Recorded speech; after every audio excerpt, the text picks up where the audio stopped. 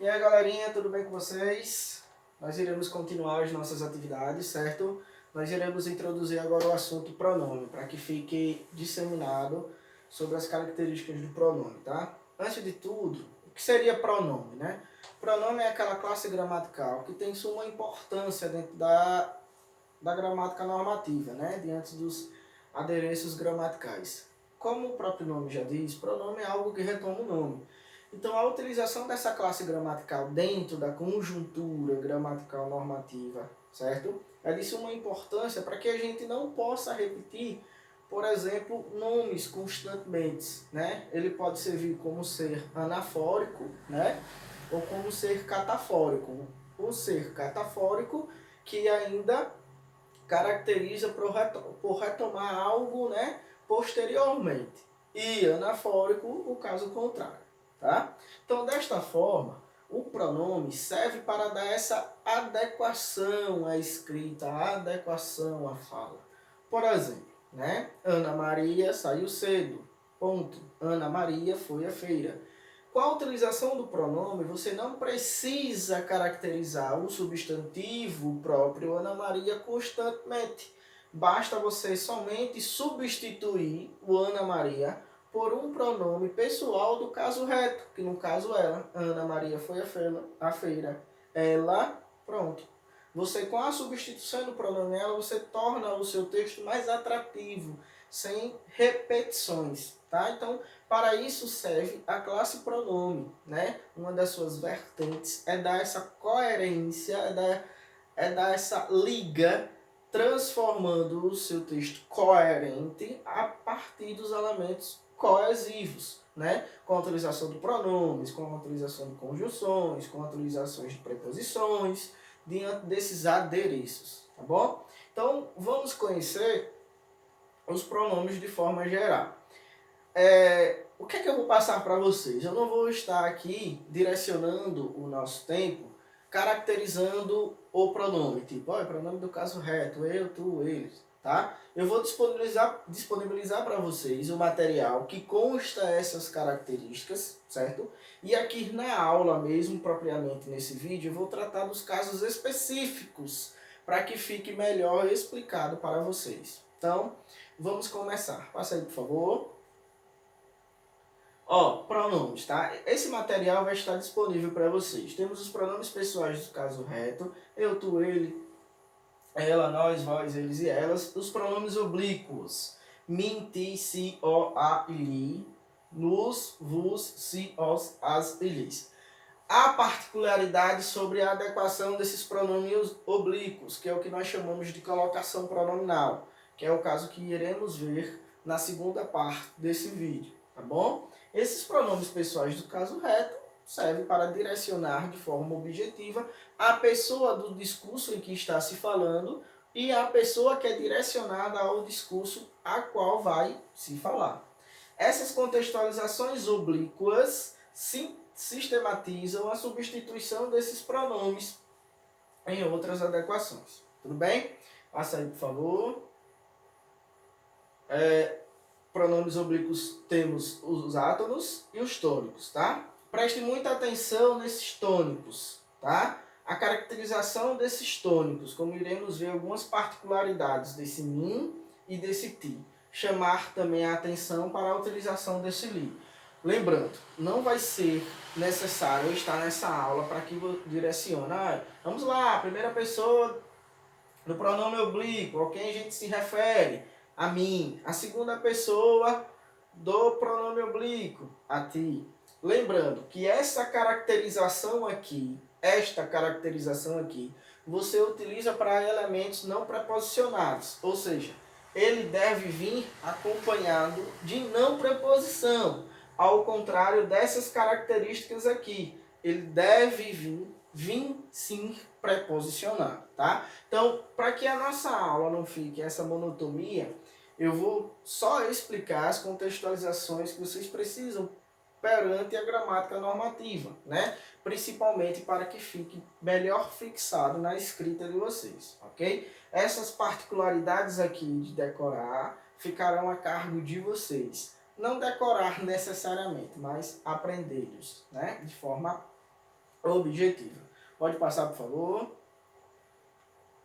Pronomes de tratamento. Lembrando, os pronomes de tratamento são utilizados com verbos pertencentes à terceira pessoa, tá? Do singular. Muito atento a essa característica. Pode passar, por favor.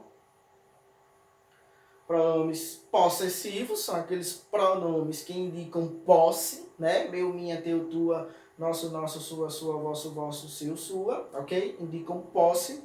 Esses são os dos mais fáceis de a gente detectar dentro do ambiente gramatical, ok? Passa aí, por favor.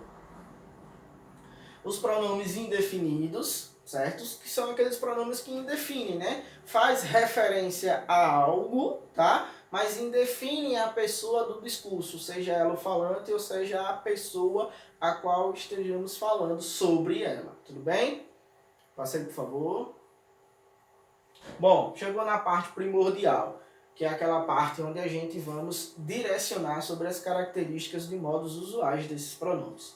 Pessoal, o que eu quero chamar a atenção nesse primeiro contexto para essa característica é o seguinte: pronomes do caso reto, eles nunca funcionam como objetos. Como assim, professor? Tem uma musiquinha bem interessante que se diz assim, ó, beija eu, me beija. Tá? É uma musiquinha bem interessante, bem bonitinha. Nessa conjuntura musical, para isso ela é permissível, né? Pois trata-se de um gênero musical para dar sonoridade, né? Mas a contextualização normativa não permite que você complete um verbo com um pronome do caso reto, como por exemplo, beija eu, beija eu. Como é que deveria ser a forma correta, né? Com as caracterizações anteriores, direcionamos que a substituição do pronome eu adere-se à caracterização do ME ou do MIM. O que eu chamei a atenção é que o MIM ele deve estar anteposto, proposto, no caso, anteposto a uma preposição, tá? Então a forma correta para que eu utilizasse essa contextualização dessa música seria beija-me, beija-me. Só que se você substituir o beija eu, me beija, por beija-me, beija-me, beija-me, beija, note que a sonoridade irá perder a sua caracterização, né? Então, perante esses adereços da classe do gênero música, fica aderido que a contextualização do beija-me, beija-me não fica legal para a sonorização. Mas segundo a gramática normativa, você não pode completar um verbo com pronome pessoal, no caso reto. Outra caracterização, né? Normalmente quando a gente vê, quem já viu, né? Alguém sendo roubado diz, pega ele, né? Que não é a forma correta. O ele está preposto, né? Está após o verbo pegar. Não é aceitável. A forma correta é pegam, mas na hora quem é que vai dizer isso, pelo amor de Deus, né? Bom, e agora existem as caracterizações dos pronomes tônicos, que é o que eu chamei a atenção para vocês. Utilização com o uso da preposição, com os objetos indiretos, tá bom? Sempre usados com preposição. Pessoal, uma contextualização muito comum de uso, né, principalmente em textos, é utilizarmos entre eu e tu, o que não é permissível, porque entre é uma preposição. Então, a utilização coerente para esta utilização normativa gramatical seria a utilização do mim e ti, entre mim e ti, ok? Entre mim e ti. Outra contextualização bem frequente que denotamos e encontramos bastante em textos escritos é a utilização do para mim ou para eu. Aí você vai dizer assim, professor, então me diga uma coisa, a língua portuguesa é meio complicado, porque o senhor disse, quando vier preposicionado, eu tenho que obrigatoriamente utilizar o mim. Realmente. E por quê? O que é que esse eu está fazendo aí proposto uma preposição? Bom, esses pronomes aqui, mim, ti, como eles vêm preposicionados, eles nunca podem ser sujeito, porque a gramática normativa rege que não há sujeito de uma frase preposicionado, tá? Então, desta forma, você tem que usar o pronome pessoal do caso reto, ok? Então, quando este eu for sujeito do verbo subsequente, certo? Eu utilizo para eu. Quando não for verbo, aí sim, quando não for sujeito, perdão, aí sim eu utilizo para mim. Professor, então é muito difícil isso. Como é que eu vou saber que é sujeito ou não é? Bem fácil. Presta atenção, ó. Na primeira frase. Este é o dever para eu fazer. Por que para eu? Porque ele é sujeito do verbo fazer. Na segunda, sempre foi muito complicado para mim estudar português. Professor, tem um verbo aí porque ele não é sujeito. Por que não seria para eu? Porque esse contextualização aqui não é sujeito do verbo estudar. Bem fácil você detectar, quer ver? Brinque com essa conjuntura aqui. Brinque com esse para mim. Como assim, professor? Eu vou brincar com ela. Simples. Tira ela daí, põe ela aqui no começo ou põe ela aí no final. Vamos lá. Para mim, sempre foi muito complicado estudar português. Tem sentido quando eu tirei essa contextualização daqui e coloquei na frente? Professor, tem sentido. Coloca ela no fim.